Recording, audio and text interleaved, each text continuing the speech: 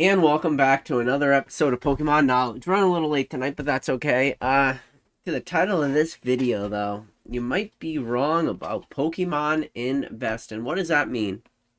I think too often you ever hear the saying, people get too married to their thoughts.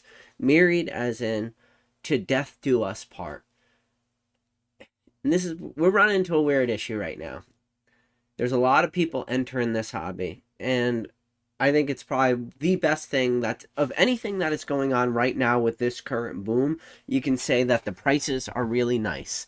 The FOMO is, I know a lot of people don't like the FOMO, but it's actually in a way right now, it's relaxing. It's like, I just sit back a little bit and I watch all the people FOMO, and I sit back and I watch and I hear the same conversations happen again. Do you remember it was the scalpers ruining the hobby? Do you remember those conversations in 2020? Trust me. I had a YouTube channel. I love to be part of those conversations because it drove engagement. It drove clicks. It drove views. But you have so many people, it's just, all I want is I just want some ETBs of prismatic evolutions, but they won't let me have it. No one lets me have it. The bots, they don't let me have it. I want them so bad. I'm just a collector. And those conversations are all happening again. And the funny thing is when prices go down and nobody wants this stuff, and as I walk through the valley of the 75.95 or $79.95 booster box and I fear no evil, nobody wants stuff at that time. That is just our hobby in a nutshell. It is just people only want stuff when it's expensive. People never want shit when it's expensive. I got a huge, not a return, but I got a huge order. I haven't had time to process it all. I really been slacking just sending PSA submissions in general. I really need to get back to sending PSA submissions. I got this buy I did. Everything came individually wrapped. I haven't even started unwrapping it. I finally started right before this video. But, the reason why I don't know. Maybe I guess I don't even care. I'm at the point too where it's like, should I even show plays anymore? And it's just like, who cares? Show plays, and what I'm looking at next to me is it's funny, like it's something that just happened recently, the 25th, the Chinese 5th anniversary of the Pikachu cards. They weren't selling for, well, they were selling for a lot at pre-release, but they were still like $100. And now we're seeing PSA 10 sell for like 1,000 for a card that was $100 at release, and you could have bought them in mass if you wanted to, and a lot of people did. And it's not the Pikachu's, but I got a lot of cards next to me similar like that.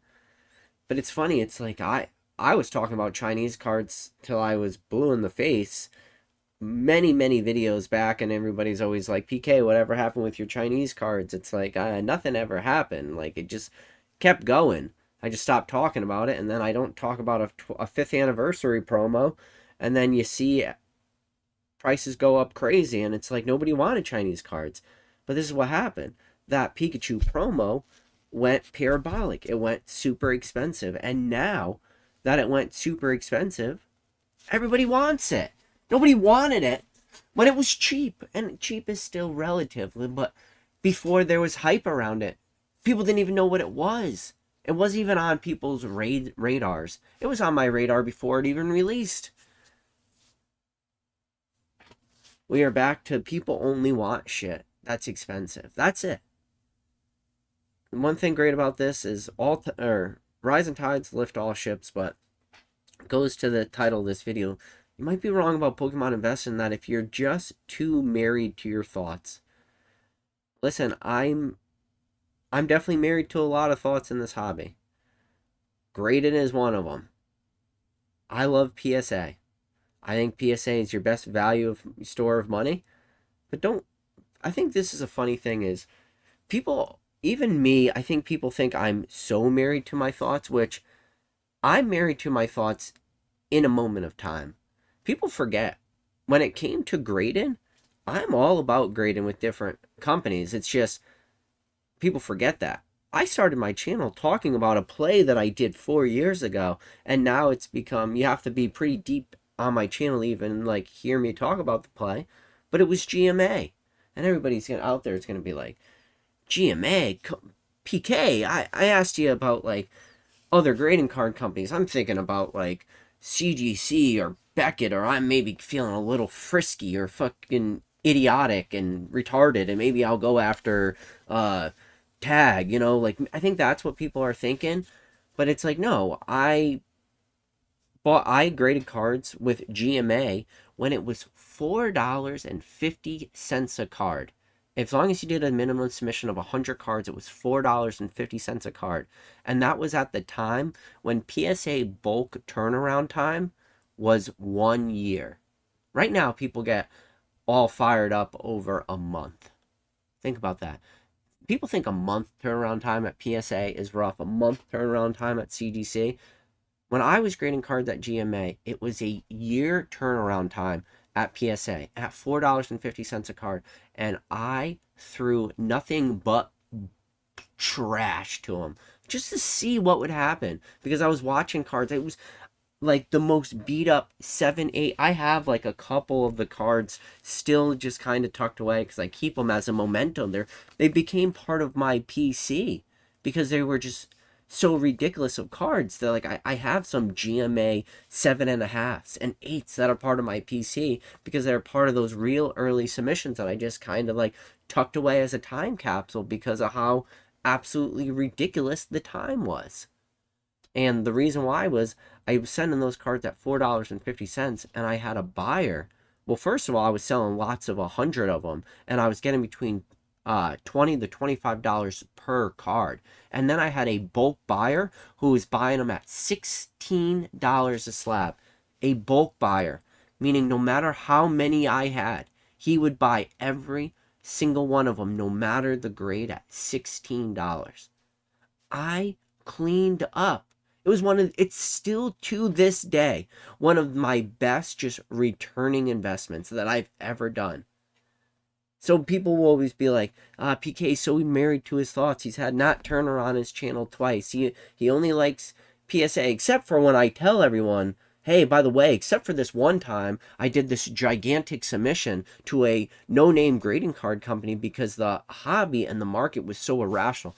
The thing is people out there who will be so new to Pokemon will hear what I did and say, there's no way that the numbers PK just said or what he just described is even possible. But it was. But it was in a very, very small, a sliver, a minute period of time. It is an absolute blip on the radar, which was my Pokemon journey. But it's still to this day one of the best things that I've ever done because I took a chance just saying, I looked at the market. I had cards out the CGC.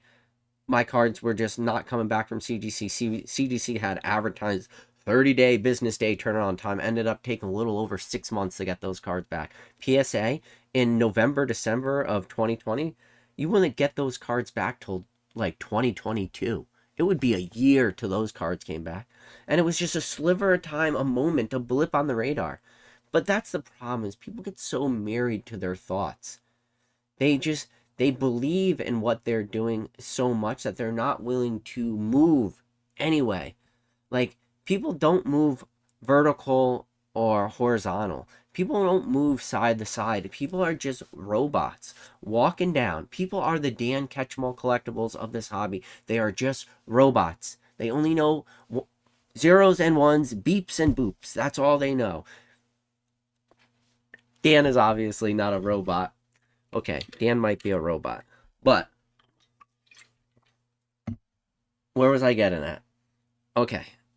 Every day I wake up and I think, is Dan a robot? And then I say, there's no way Dan could be a robot because I don't think AI technology has progressed to the point where they can make a walking, talking, breathing robot. But then I watch Terminator, and I've seen Terminator, and I've seen Arnold Schwarzenegger in Terminator. And he has skin, and he breathes, and he sweats, and he still looks like a human. So sometimes I think Dan maybe not a robot. But then other days I'm definitely leaning more towards Dan's a robot. I'm going to say it's not at 0% that Dan is human. It's probably like 27% chance Dan is human versus the other 73% Dan is a robot. But anyways, that is a tangent. I don't want to blow up Dan's spot. But anyways, that's the problem with too many people in this hobby. They're just walking their straight path. They're straight and narrow. They're walking down, and they're not willing to change for anything. This hobby is all about just being fluid, just moving with this hobby. Right now, the problem is with Pokemon investing and everything is it doesn't matter what you buy. Every single item you do, every single purchase you do has probably been a win in some form or another. And if you are not winning right now, at the time recording this video, on December 5th, 2024, hold my beer, you will never succeed. You will never be winning at this hobby. If you're not doing well right now, I mean, everything is going up. It's almost impossible to be holding on to anything. The only way you're really going to be losing is if your entry points are just freaking terrible. Like, if you have the worst imaginable entry points that has ever existed, then you're probably doing bad. But everything's going good, and that's the problem. It's like everybody's going to find themselves being so rigid right now. But this is where people have to just... sometimes it gets knocked down a little bit. It's the most tried and true method of this hobby is what usually works and will probably continue in the work. You know, scared money doesn't make money, but dumb money sometimes doesn't make money either. And sometimes dumb money does make money, but the thing is all the things that people have learned about navigating this hobby in the last couple years, I feel like they've thrown it out the window a little bit. But you can't. You got to just keep going sometimes with what works. What's that? KISS? K-I-S-S. Keep it simple, stupid. That's all. Just keep doing what you're doing. You know, a lot of people, bulk plays right now, bulk submissions are fantastic return right now. And there's a little bit of getting lucky on it too. You know, shout out to Mr. Robot Dan himself. It takes a robot to go and buy 400 of a single card. But you know what? Dan's not married to his thoughts. And I think probably Dan being a robot, unfortunately, we might have to learn from our AI overlords at some point. But I'll tell you exactly what happened with Dan. Most of you guys probably know. Maybe some of you guys don't. I just mentioned 400 cards. Dan, about a year ago, mentioned that he was going to make a video talking about Pikachu in a gray felt hat. Where is it?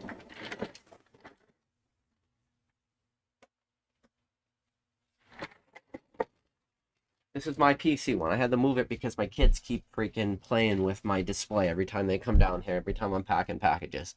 This card. Pikachu with a gray felt hat. I made a million videos. I even made my own. You know what? It's only fair.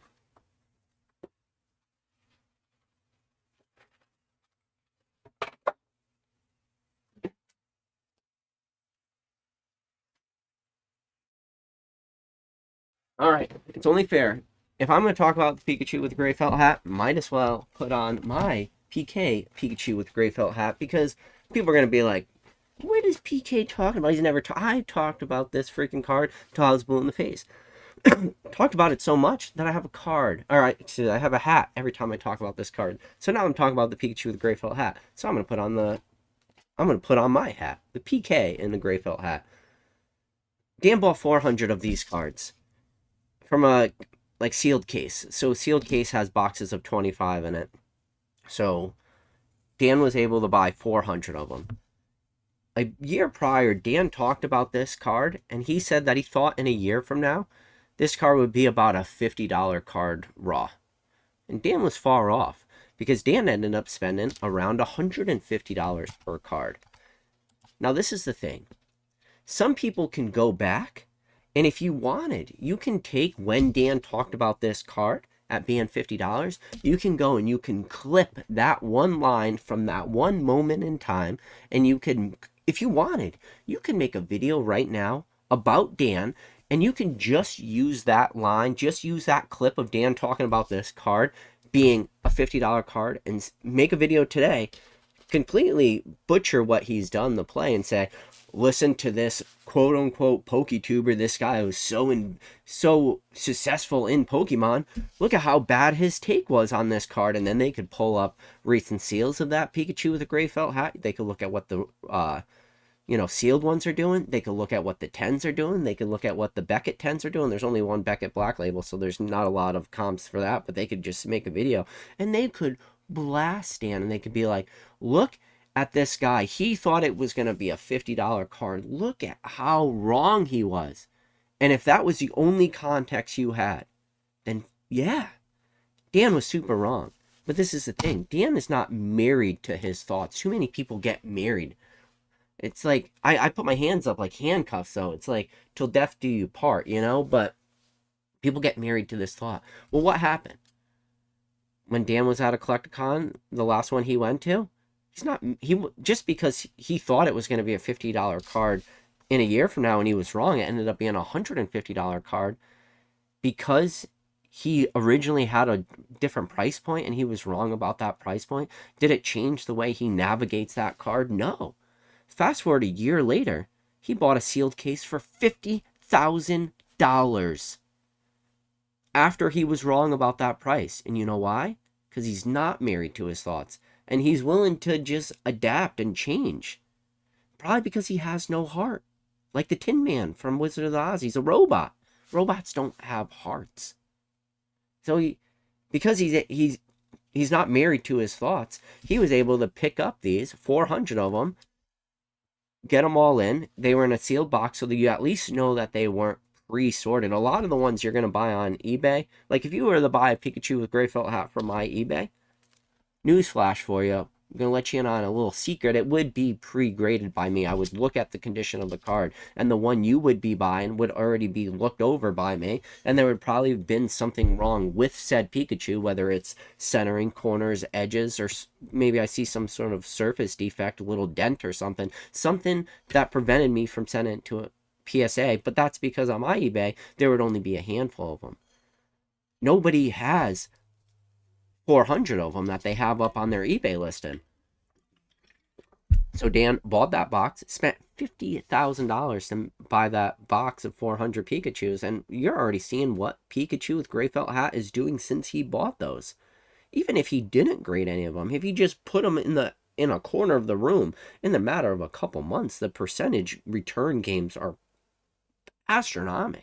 He's going to make 5 figures on this deal, and it's probably when everything's all said and done and the dust is settled and everything has happened and the last Pikachu with a gray felt hat sells from him and John Pokemon Radar's purchase, it's going to be tens of thousands of dollars off of a $50 purchase, or excuse me, off of a $50,000 purchase. It's going to be tens of thousands of dollars. Both of them equally are going to walk away up 5 figures, meaning they put $25,000 up, and in just a couple months timeline, and when I say a couple months timeline, I'm talking about literally just the time it took to look through these, to pre-grade them, to send them away for grading, and then to get them back. They're each going to walk away up 5 figures. But you know what?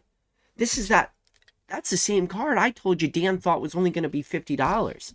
Dan's not married to his thoughts. Too many people in this hobby are so married to their thoughts. One of the things I do on this channel all the time is I make videos that are very much in the now. And I think that those videos are only important in the now. Sure, you're going to have your overall arching themes on this hobby and your overall arching themes of how you should navigate this hobby. But you need to change day to day, week to week, month to month, year to year, decade to decade at this point. What you were doing in 2020 might not be working in 2024, and some of the things that you were doing in 2020, you should have been building yourself to the point in the last 4 years where now that we are on this crazy market, crazy rocket ship, everything's going freaking parabolic at this point, you should have at least been building the infrastructure of your personal business, or however you're interacting with this investing hobby. You should be primed and ready to take advantage of this. And if you are not taking advantage of it, I have a feeling that it's just because people aren't moving at all. Bulk plays are still a thing. I watched James from Z&G Emporium. James from Z&G Emporium, every day, all he does is just dump plays onto the market. And you know what? We saw on James's, let me pull this up because I want you guys to understand something that he put up and how epically important what James did was. Let me see if I could. I want to find you guys one of his posts because it. All right, it's right here. I'm gonna pull this up on the screen. Look at that. Do you know what this is? This is a Umbreon from Evolving Skies in a PSA 8. Look at the price it sold for.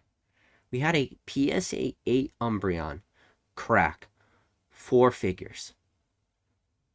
When you grade PSA 8s, this is a field play. This is a field grading play. And you still probably would have made money in a PSA 8. Maybe you were sourcing for over $1,000, but like there was a huge period of time, not a small period of time. Literally the majority of this card's entire existence, you can source this card cheaper than $1,000 raw. Its entire existence, with the exception of recently. Now, you know, it's going to be hard to source this card sub $1,000. Unfortunately, that play has probably dried up pretty substantially. But even, I don't even know, like, on TCG Player what this card sells for raw. But for the, let me look at the TCG Player pricing.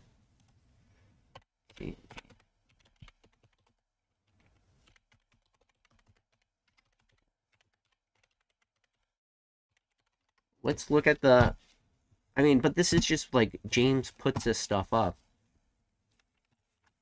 All right.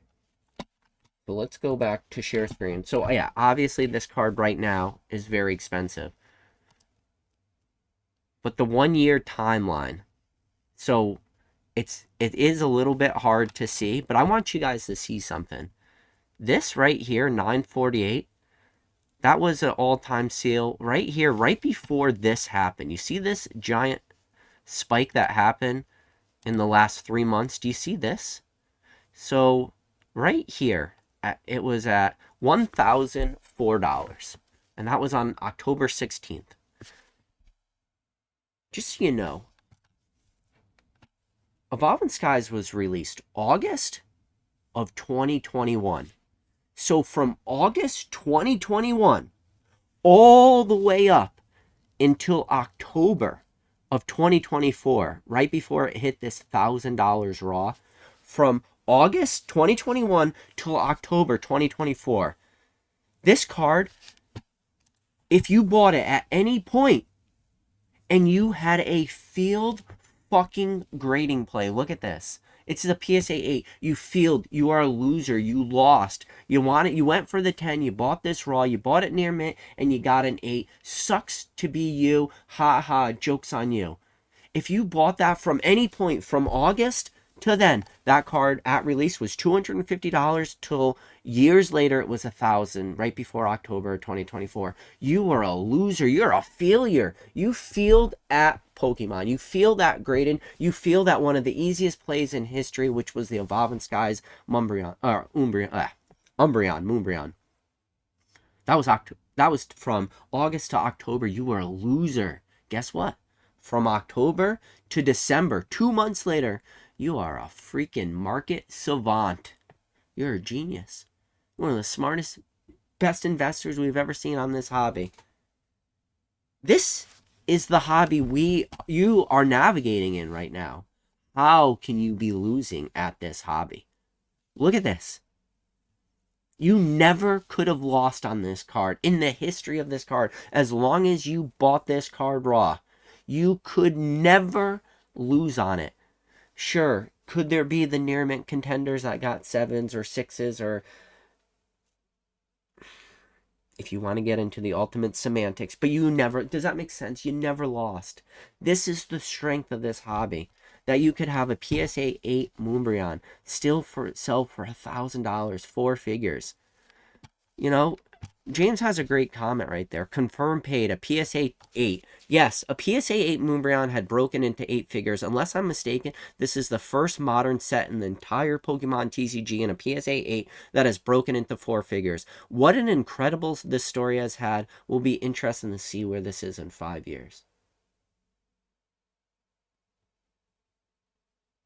This is Exhibit A, B, C, D, all the way through Exhibit E. Or Exhibit Z, sorry. Exhibit A through Z right here. This is all you need to know about this hobby. It's impossible. But you want to know what this is? This is the moderner the better. This is one of the things I keep talking about on my channel. This, at this point, might not even be modern anymore. Screw it. We're not in the moderner times anymore. We're in 2024. This thing might as well be vintage at this point. You might as well sit this thing on your shelf. You got your base set Charizard. You got your Lugia from Neo Genesis. You got your Charizard from Skyridge. You got your Charizard from Fire Red Leaf Green. You got your Gold Stars from Team Rocket. You got your Level X's from Diamond and Pearl. You got your Primes from Heart Gold, Soul Silver. Why don't you just stick this next to all those? Just stick it right on the shelf. Right next to your base set hollows and your crystals and your gold stars and your level X's and your primes. And how about some of your full art black and white? Just stick it on the shelf. This thing is vintage at this point, this Moonbryon. Because we are just, this is Pokemon, baby. We just keep on moving. But it's still the moderner the better.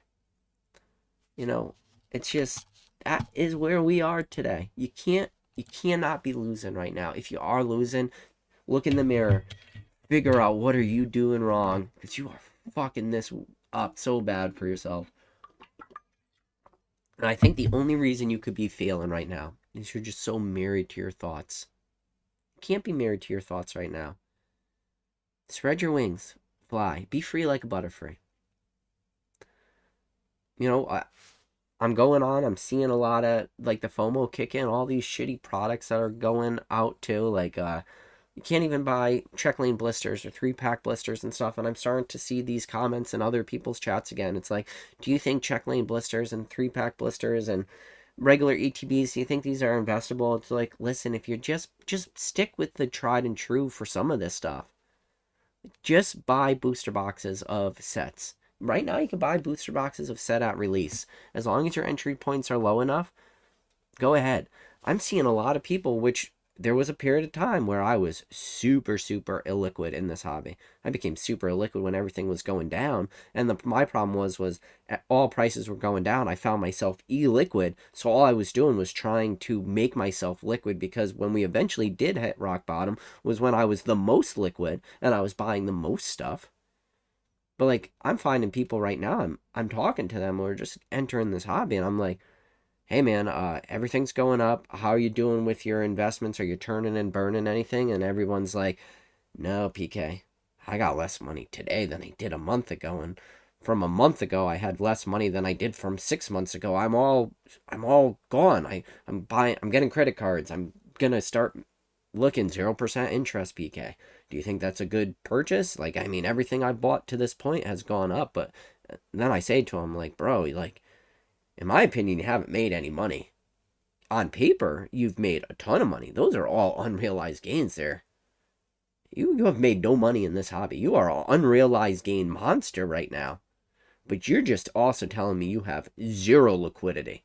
And in fact, when you're talking about open up 0% APR credit cards for, 15 to 21 months or whatever people are like quoting, it's just like, not only do you have zero liquidity, but now we just might as well say you have negative liquidity, because you're just completely over leveraged on credit cards and stuff. And it's like, listen, you're right now. The hobby, she's a good one. She's really rewarding everybody. But you put yourself in a position where, like, if this shit doesn't keep going up, what are you going to do now? You never took any of your gains. I talk about it all the time. There's no one in the history of this hobby. Think about this. This hobby has been going on for 25 years. There's nobody in the history of this hobby who ever went broke taking profits. But this is the problem now. We're living in 2024. We're looking at Bitcoin and stuff. People look at Bitcoin and Bitcoin's $100,000. It's like, yeah, well, you know what, PK? Nobody ever went broke taking profits out of Bitcoin too. But then you could see the famous memes and stuff of, oh, well, PK, like you had one guy bought a pizza for $10,000 or 10,000 Bitcoins. Oh, 10,000 Bitcoins are worth $1 billion now. It's like, that was $1 billion pizza. Look at how dumb that guy is. And the way I look at stuff like that is the same thing, the same way I look at Pokemon, and you look at old prices for Pokemon. It's so easy to go back and look at old seals of, some cards. Shout out to Rusty. When Rusty got back into the hobby, he was picking up crystal Charizards for $40 a piece. You look at some of Rusty's and some of these OG guys, real early sales in PSA 10s. Gary King Pokemon. One of the things Gary King Pokemon did, which was huge, was Gary had a floor price of $1,800 for the Charizard in a PSA 10 first edition. Yeah, $1,800. That's a $200,000 card now, but Gary kept a floor price of it. And it was needed for people like that to keep a floor price, to keep that card at least with some sort of dollar threshold that it could never get under. And it was because of guys like Gary that was able to do that. And during the lows and lows and the really, tough times of this hobby, there was a few people keeping it afloat. But yeah, if you look back on these old sales, it's like, oh, those are all terrible sales. Yeah, but they used that money and they turned it and burned it. It's like the same thing with the guy that sold the 10,000 Bitcoin for a pizza, or it was 2 pizzas or whatever. People forget that the person that did that, who bought 2 pizzas with 10,000 Bitcoin, that was the first ever real Bitcoin transaction. That person took something that was inherently worthless. Bitcoin at that point had no value. But he took something with no value and found somebody to buy him something that had real world value to it. A pizza, 2 pizzas for somebody who's hungry has real world value to it. But then you can't just have one guy buy 2 pizzas one time for 10,000 Bitcoin and then fast forward a couple years later and then 1 Bitcoin's worth $100,000. It doesn't just work with one transaction. You need multiple people throughout the life cycle of something to keep buying and selling it, buying and selling it, buying and selling it. And the more that the buys and sells happen, the more that people believe in it, the more that people recognize it, and the more and more and more, in the long enough time, it becomes realer and realer and realer. Because I just told you, Bitcoin, when the guy bought that first pizza, he took something that was worthless. It was inherently valued at 0, and he turned it into something with value. And it's the same thing with Pokemon. While Pokemon has never been inherently 0, you have things like a first edition Charizard, which had an artificial price floor of $1,800 because of Gary. But given enough time with sales, with demand, and people watch it, and people watch cards, I'm a great example. When it comes time, one of my biggest holes in my collection that I still kick myself on the daily is I don't have a Crystal Charizard in a PSA 10 for my Sky Ridge Master set. I don't have one. And the reason why was because it was never cheap. Now, go back in time, and when I saw the first ever $5,000 seal, and it's like, that is cheap today. But in the moment, it was never cheap. It was always expensive. When it was $5,000, it was expensive. When it was $1,000, it was expensive. When it was $10,000, it was expensive. When it was $15,000, it was expensive. And today, whatever that card is selling at today, it's expensive. It's always expensive. But the thing is when people look back, it's so easy to play Monday morning quarterback and look back and say, oh, well, it was cheap then, should have bought it then, or it was cheap then, shouldn't sell it then. That's not how this hobby really works. The people that are most successful on the highest of end, they don't just sit on everything. They don't hoard everything. Nobody can do it.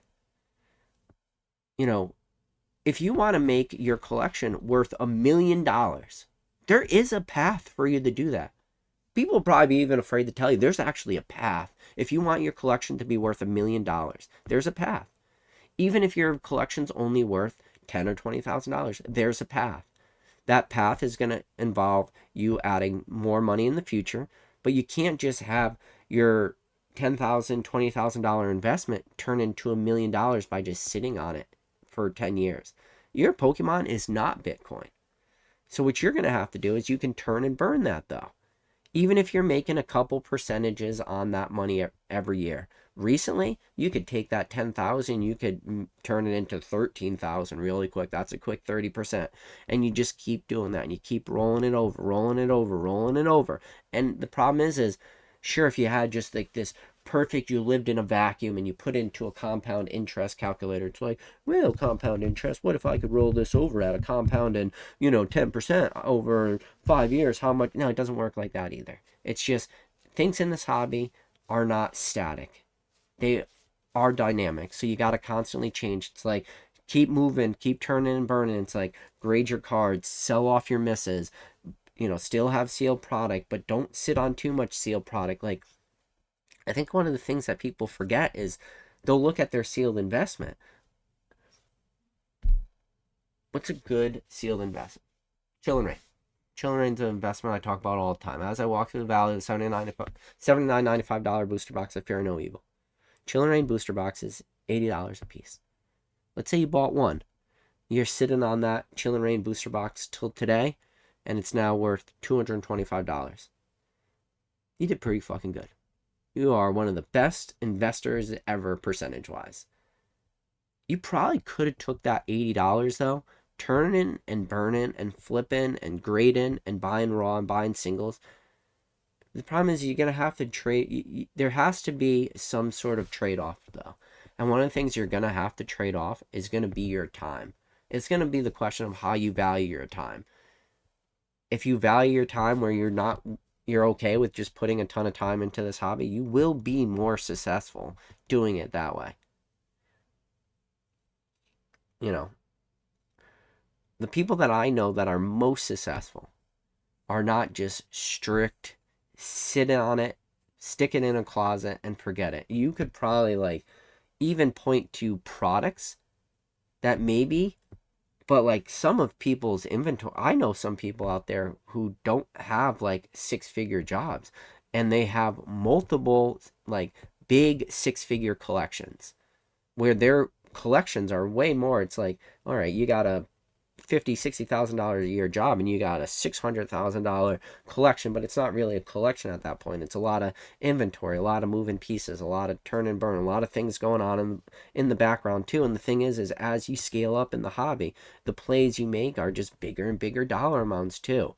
So then while the percentages might actually go down in the deeper you get into this hobby, like when you first start off and you got $1,000 in your checking and you're like, all right, I'm going to put $1,000 in the Pokemon. I got all my bills paid for. That's what I feel comfortable with. 5% might not sound that great. 5% is $50. So it might not sound like that entertaining to you. You might be like, listen, I only got $1,000 to play with. I'm looking at 50% plus returns, and those exist. But then the more money you get, you're okay with lower and lower percentages because you're like, yeah, I got $10,000. So I started with $1,000. Now I got $10,000. I can make that same 5%. That's $500 now. Or if I really work my ass off, I could get 50% and that's $5,000. That $5,000 is going to be a lot of work. Or I can just get this 50% instantly. Sometimes you don't even have to have product in hand. You could just be a middleman for it. You can be like, I saw this Crown Zenith Sea and Sky box on Sam's Club. I was able to buy it online. 15% discount coupons and whatever people are getting. Shout out to Dan, Catch More Collectibles, most recent live. One of his people in his lives were talking about how he was able to work it down through credit card discounts. So it's 3% credit card cash back plus some online discount of 15%. He was able to work out prices down to $2.50.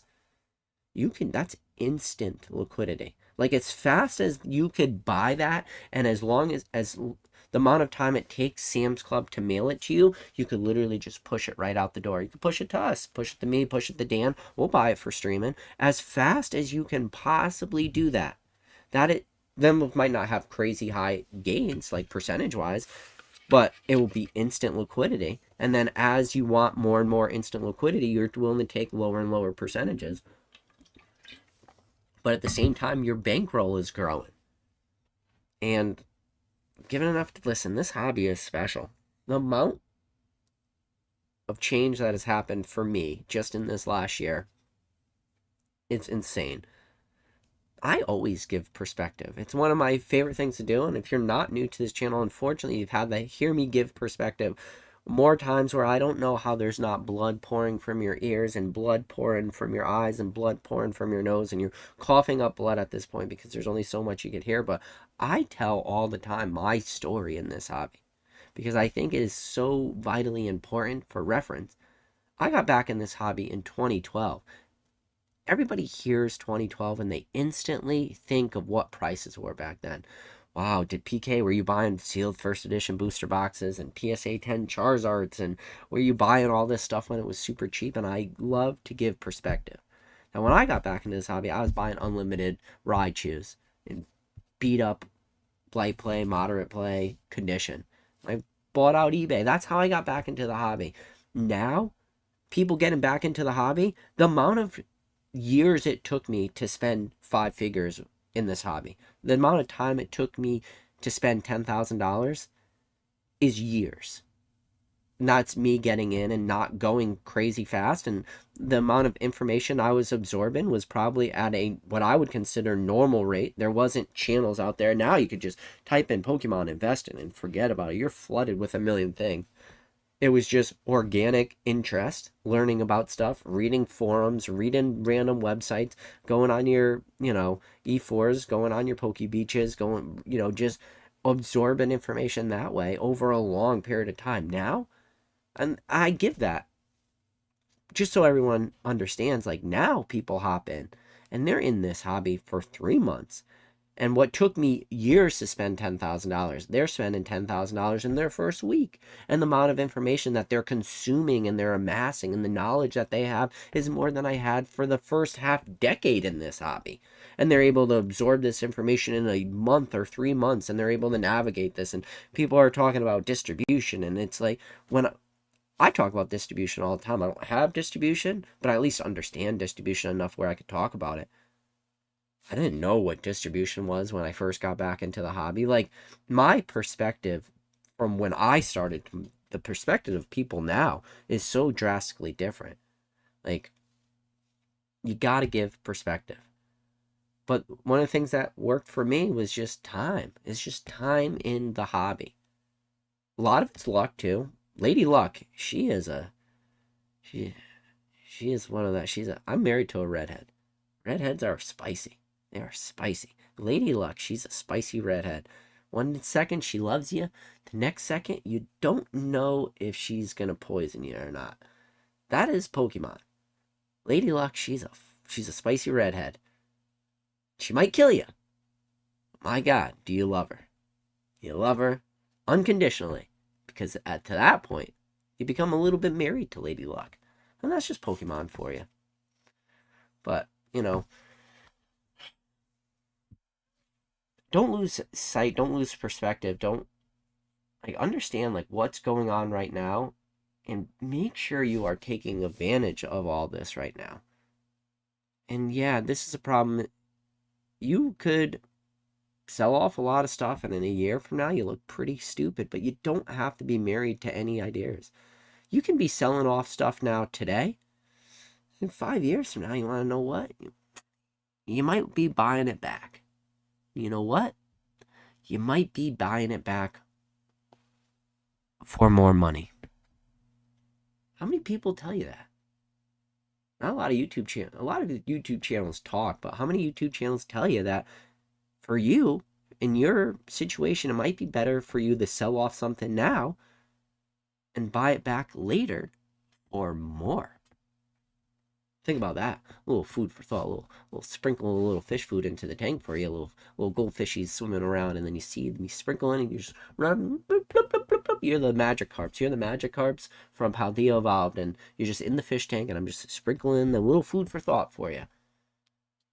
Sometimes it's just opportunity cost. What's your opportunity cost in selling stuff and turning and burning, and just this market is so hot right now. It's so hot. Don't be married to your ideas. Don't be married to them. Constantly be changing, constantly be selling, constantly be taking profits, constantly be reinvesting. Just keep turning and burning. Allow this hobby to grow for you. Don't find yourself handicapping yourself for no reason. All right. I'm going to go. That is my PK rant. If you guys don't know, my name is PK. I go live every Thursday night at 9:15 p.m. Eastern Standard Time. We went live at 9:35 tonight, but that's okay. That'll be our little secret. We're going to put that in a box. We're going to open the box. I'm going to put that little secret in there. We're going to close that box. I'm going to put a little tape on it. I'm going to put a little bow on it. I'm going to store that box right here. That is mine and your secret. That was 20 minutes late today for today's live, but anyways, my name is PK. I go live every Thursday night at 9:15 p.m. Eastern Standard Time. The way I usually do these rants is I do my little PK rant at the beginning, and then in the second half, I answer questions. I'm going to go through, read the chat. If any of you guys have any questions, now is your time. We got Jeff was the first one, said, was getting nervous. PK was going to skip a day. Could never skip a day. We got Namp90, D-Royal, number one mod in the game, Drew. Allison Silverland, good to see ya. Preem said, the crash after this is going to be big, to be honest. A lot of people are trying to get in because they saw Evolving Skies and they see a new Umbreon. A lot of money will be lost. See? Preem, that's a good statement. But you want to know what else? A lot of money will be lost. But where's that money going to be lost to? Think about that, Preem. That's kind of what Preem just said. It goes back to what I was saying. Don't be afraid to take money or take profits, because if money's being lost, there is somebody out there who is finding that money, because that money doesn't just get lost and then go disappear. It doesn't turn into the black powder from the end of Avengers Endgame, or not Endgame, Avengers Infinity War, where everybody turns to dust and it just floats away and you're just holding on to your money and you're just like, I got my money, I did it, Pokemon, it allowed me. And then next thing you know, it's just like all your money just turns to ash in your hand and you're like, no, I was so close, I had it in my hand, where did it go? It turned to dust, it's gone. It doesn't work like that. A lot of money will be lost, but I promise you, a lot of money will be found. And there is people right now, people in this chat, who are finding said money. I promise you, they are finding that money. So everybody that loses $1, somebody else will gain $1. So it just depends on which one are you. Are you the one losing the $1? And you know what? There probably will be some money that will be lost by many people. I bet you there's money that's being lost right now by many of people. Reprints are going to crush a lot of people. Surge and Sparks, when the reprints come, there's going to be a lot of people who are just like, I can't believe Pokemon reprinted this super in-demand, super hype set of Surge and Sparks. I am shocked. Oh my god. The Pikachu from Surge and Sparks has gone down in price after crazy hype and after release, and more of it's been released. It's gone down in price. I can't believe it. There'll be a lot of that. Chill Phil says, I've been back in the hobby for 5 years now. I can't believe it. I've learned so much as a collector. I wouldn't be able to pick up everything, and I'm fine with that. That's another thing, too, is sometimes you just got to be okay with saying, one, Robot Dan always says, enough's enough. Don't put too much weight to that, because he's a robot. I don't think there's ever enough of anything. But sometimes you just got to know when it's okay for you to move on, you know?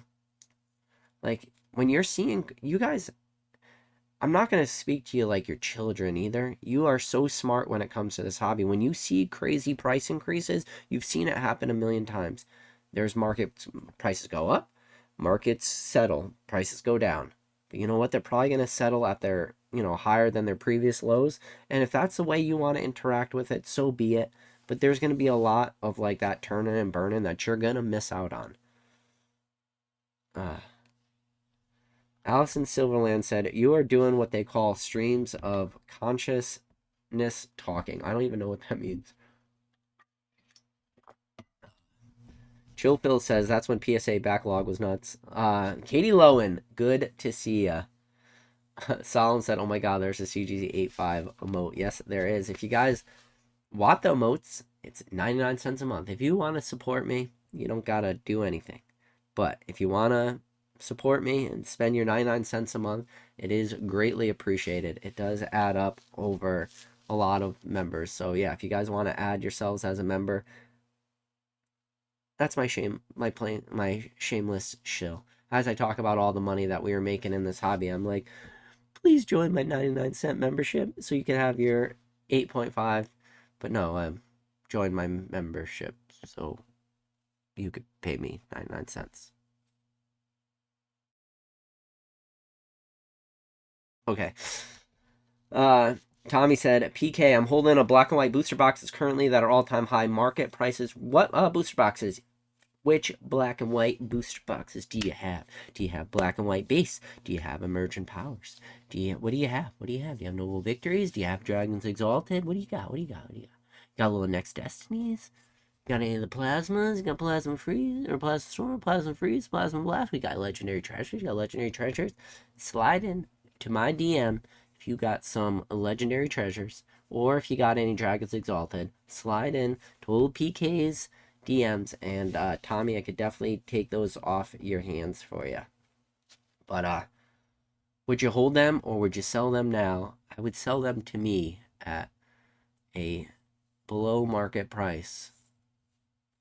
Like, what do you want to do with them, Tommy? Like, what do you got? I mean, it's an honest question. Like, do you got emergent power booster boxes and you're just holding it on because it's a sealed product play, literally nothing else? Is that what the case is? And, you know, those are still going to keep going up. Kevin Clare said, then CGC cleaned house on me with 8.5s. Yeah, but it was a different market at that time, Kevin Clare. If I got those CGC cards back at the same time I got those GMA slabs back, I would have cleaned up. I probably would have even made more money. But CGC, you know, I have a Pokédoll somewhere. If I could find my Pokédoll, I do. Hold on. Do you remember this? This stupid box. Do you know what this is? This was the box that came. I had to buy one when it was released.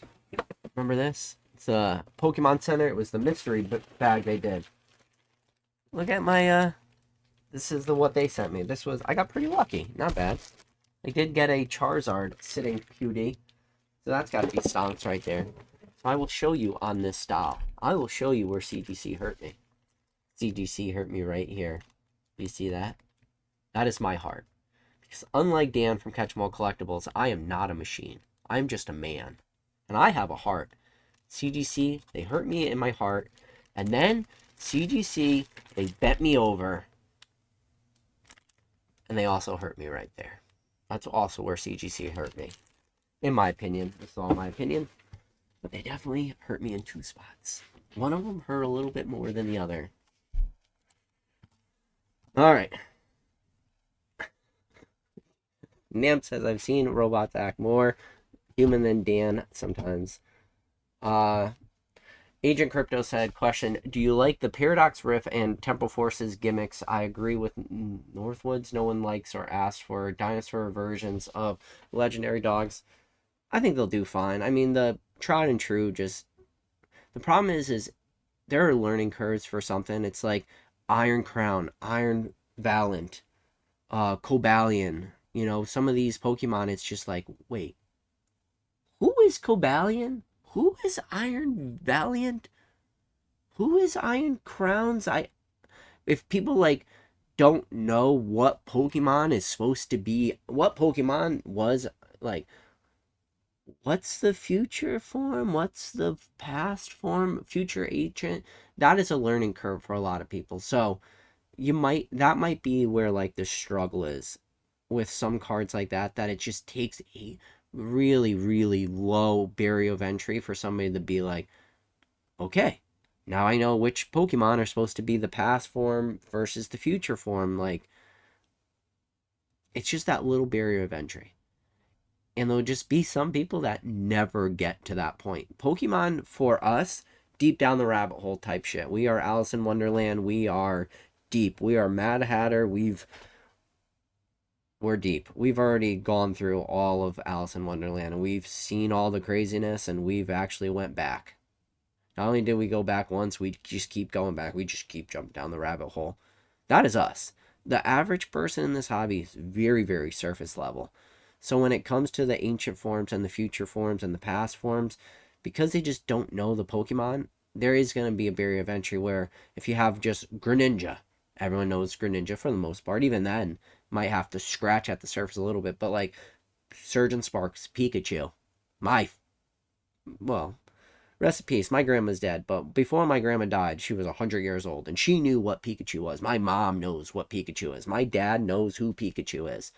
My dad doesn't know shit about Pokemon, but he could probably tell you if I showed him a doll with Pikachu, he's going to identify Pikachu. So anyone could be surface level enough to understand that. So when it comes to certain cards, and a lot of the people that are spending a lot of these high prices for a lot of this ultra modern stuff, like they're very, very surface level collectors. I know that sounds negative, and like, sure, maybe you could take it negative in a little bit. Maybe it's, oh, better than thou type feeling. It's like, oh, well, just because, he feels like he knows more about Pokemon or more about, it's not about like being better than thou. It's just being maybe a little bit more well informed. So I think that is what's just going to hurt certain cards like that. Let's see. Kevin Clare says, I mean, as long as you get out of prismatic evolutions early, you'll make money. Holding it could get you in a Shining Fate situation too. Yeah. Listen, moderner the better. Turning and burning. Freeing up capital. There could be, guys, there are people out there who are just freeing up capital. All right. I started talking about this earlier and on my last live, and I totally didn't mention it. Talking about the Target restocks. So if you guys look up how many Target stores exist on in America, it's like we'll just do it. It's talking about the reprints, what Target had, because I think that they were reprints. I don't think they were restocks. How many Targets are in the USA? So there are 1,956 Target stores in the United States, and a lot of them got those big displays. If you not know what I'm talking about, unfortunately, you might struggle a little bit. So I will try to show you what the displays look like if I could find one. Nope, don't have one. So it's like a big Target display for Black Friday. So Friday Pokemon TBs. Let's see if I could find a photo of what it looked like so I could kind of show you. So they got like these Target displays. Oh, here's one. So so that's what the Target display looked like. It was $19.99, and you get like a couple ETBs on it. So there was 4 Astral Radiants on there, 4 Brilliant Stars, or excuse me, 6 Brilliant Stars, 6 Astral Radiants, and 6 Lost Origins. So that's 18. So 18 in total. So you had 6, 6, and 6, 18 times 1,956 stores. That is 35,208 ETBs. I'm going to let you know a little secret that's not a secret. Join the freaking Rattle Discord. If you're not in the Rattle Discord, oh my, are you making a freaking mistake. Join the Rattle Discord. If you're in the Rattle Discord, there are restock bots. These restock bots show you when stuff gets reprinted. However many ETBs were in the store, twice as many went out online. Go in the Rattle Discord. Ask how many people. Go. Ask them right now. Go ask. Say how many people were successful with these Target ETB restock drops. And there's going to be a flood of people who got tons of ETBs. The fact that there was 35,000 of these in stores means fucking shit all. That don't mean anything. It's all about the 100,000 of those things that were sold by Target.com. That is the number that matters. There was 100,000 ETBs sold through that Black Friday sale. Easily, in my opinion. Easily 100,000. 100,000 ETBs takes up a lot of freaking space. Pokemon did not just store 100,000 ETBs and make custom display cases for said ETBs. What I showed you, that is a custom. Look at the screen again, right? Now, maybe get lucky. Maybe I'll get a text message come in, something inappropriate.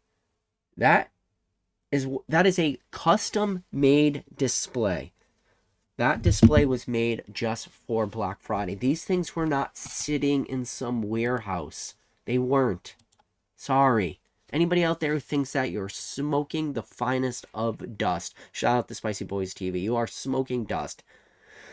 If you think 100,000 ETBs were just sitting in warehouses waiting for multiple years for a Black Friday event to eventually come along where they could clear those things out at $19.99, no, sorry.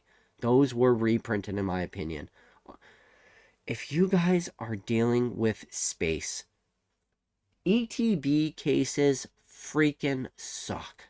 They suck so bad. ETB cases take up so much room. Those things are not sitting in warehouses. They were reprints for special. We know that Pokemon reprints specialty products, and sometimes Pokemon will reprint sets just for products. And how do we know that? Because of those damn freaking, what were the tins called? The tins that had the Silver Tempest God packs in it. Had the 3 Paldea Evolved and the 3 Silver Tempest God packs. Remember those, the God tins? Those packs, the reason why there was just packs for that product means there was a special print of Silver Tempest only for those products. Sometimes we know that now because of products like that exist, that Pokemon will do specialized prints for a certain product. Like all those tins had a specialized print to them. When it just happened to be something went wrong with the feeding machine and they fed all those things with all those Silver Tempest God packs. You don't just store 100,000 ETBs of multiple sets. Like, because I just told you it was Astral. It was Brilliant. It was Lost Origin. So, with that said, Pokemon can reprint anything they want. The fact that people are just willing to die on this hill that it wasn't a reprint and that there's just 100,000 ETBs sitting at fucking distribution on pallets in the corner. I get it. These distribution hubs are huge. I've seen them. I've seen the Lowe's. I've seen the Wayfairs. I've seen the Amazon distribution centers. They're freaking huge. But come on. Come on. I mean, Mason from Cardinal Game, and he had that famous post where he showed all the stop tape from distribution. I don't have like a photo readily available. I wish I did. Well, we've seen what the inside of like the Pokemon distribution warehouse is seen, and Mason made a whole video talking about it, and he's like, hey guys, look at all these stacks of pallets and you can see it. Those stacks of pallets, that's like their whole warehouse would be 100,000 because they're stacked too high. 100,000 ETBs stacked too high is a lot of freaking room. There's no way. There's just no way that those weren't reprints and those are just sitting in the corner of a warehouse for years. That was my opinion. Alright. Anyways. So we did have nice Mr. Pokemon Radar in the chat.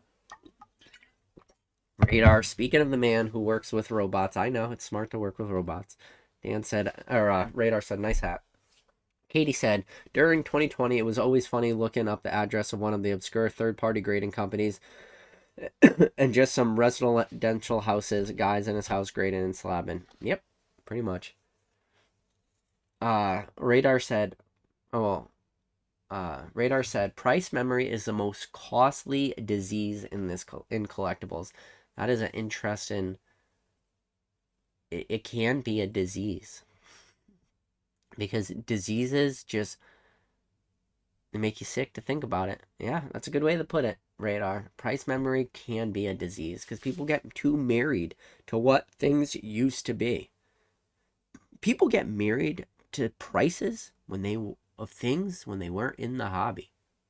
Think about that. They get married to the thought of a price, and it's like, oh, well, this box was this much in 2016. I'm like, oh.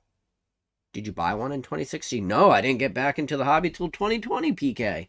And I'm just like, Why the fuck are you quoting prices from 2016 then?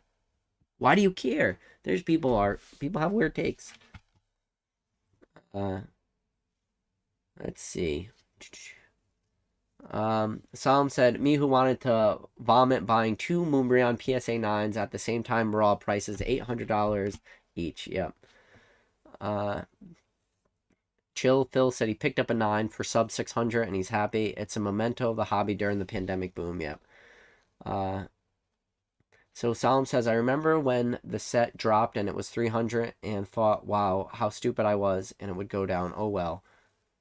You're talking about Evolving Skies, man. You bought Evolving Skies at $300 at release? Because that was a really lot at release. Evolving Skies, it definitely did go down. Evolving Skies kept going down. Evolving Skies, as I walked through the valley of the $79, $95 booster boxes for Chill and Rain, could have bought Evolving Skies at the same time for $95. Not only is it important, that's why I took my screenshots. Because I got to show. Ooh. Man, I wish I just had this ability to talk to my phone. Where I could just find these screenshots easier. But yeah, on the same day, I took three screenshots. One of Chill and Rain, one of Fusion Strike, and one of Evolving Skies. And Evolving Skies at the same time was 95. So, let's see. Chill Phil said, let's see. All right. Agent said, question, is it better to have more product of a set released over time or constant reprint of a few products from investor perspective? From investor perspective, you want constant reprint of fewer products, but you just don't want reprints of like what you're buying. Like, you don't want, if you're buying just booster boxes, you just want everything else to get reprinted. You don't want booster boxes to get reprinted. Jump to the bottom. Pokey TCG man said, PK, what is your dream Team Rocket alt art that you would want to come out for Gloria Team Rocket? I think I mean, I'd love to see like a stained glass birds dark, like a dark version, like a Rockets, Zapdos, Articuno, Moltres, but like stained glass bird trio, but dark. I would like to see like a real good Jesse's Mimikyu, like alt art for like a dark one though, where like the Mimikyu is fighting Pikachu, but on the card artwork, like Pikachu's getting his freaking ass kicked on the card. Like it's like a real dark Mimikyu's beating up Pikachu. The same thing we've seen fights happen. You have the Mewtwo V-Star from Crown Zenith. You got the Mewtwo fighting the Charizard in the background, and then you had the alternate version of that artwork where the Charizard's fighting the Mewtwo and the Charizard UPC, like from the Charizard V-Star. Sorry, the Charizard V-Star card and the Mewtwo V-Star card. So like those two artworks, I wish we had like the Mimikyu style artwork of that, but fighting a Pikachu, just kicking his ass. That would be awesome. Kevin Clare said, Paris Hilton, that hat is so hot, yes. Solemn said, PK, you better be right about light Pokemon coming back. He's losing faith it will happen now that they confirm no dark. Yeah, so no dark. You know, Rockets Pokemon, Dark Pokemon, all the same. Agent says, does 151 need a reprint? Agent Crypto. English 151 is actively in the middle of a reprint. So does it need another reprint on top of the reprint we are currently in? Because we are in the middle. I mean, those Bloom and Water boxes that are coming out, that's not old 151 stock. We are living in the English 151 reprint, my friend. Cameron said, I don't care about the MSRP conversation. There's no such thing as MSRP for booster boxes. In my opinion, this Pokemon bull market will run until it will run way past the 30th anniversary. I don't see Pokemon letting it die beforehand. This way, too close to that. What do you think? Dude, Pokemon's outliving me. What the hobby's going to look like and the 30th anniversary is going to be hot. What's it going to look in the 35th, 40th? I don't know, but it's going to still be there. And I'm still going to be interacting. Listen, if there's money to be made, shout out to robots out there. If there's money to be made buying this card at $150, there's money to be made at buying this card at $150. In 15 years from now, If there's money to be made buying this card at 50 cents and selling it for $1, guess what? I will still be interacting with that card no matter what the price point is. I'll interact with that card when it's $150, and I'll interact with that card at 50 cents if there's still margin to be made.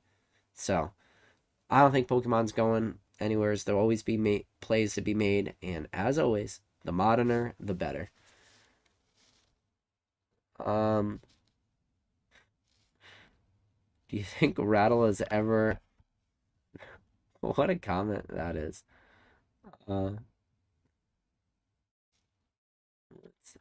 I don't need this shit. Hide user from channel. Got a fake Leonhardt just saying fucking nonsense. Don't be talking shit about my Rattle. Let's see. So Oreo Cakesters said all my ETBs came in dusty. Dude, if they were ETBs, they were definitely in sealed cases. There's no dust getting on in the case.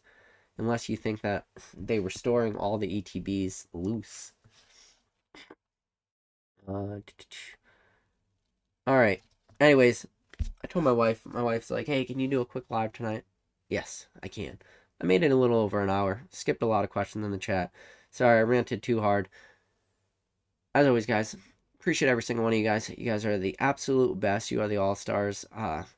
Listen, this hobby is crazy. I feel like I saw comments on 2 videos. One, Rattle sent me a comment, said, hey, how come PK is not making videos anymore? He hasn't posted in over a year. And then that same person commented on one of my videos from a year ago and said, hey, PK, I really wish you would come back and make videos.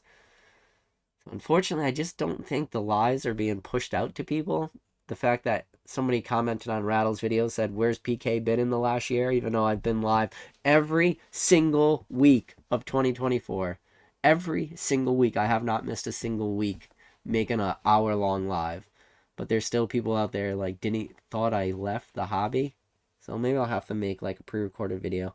Shout out to James from Z&G Emporium. My God, I have to make the How to Spot ink cards. Like, I need to put a bullet in my head. I really need to make that. I gotta make some shorter videos just to like prime this algorithm.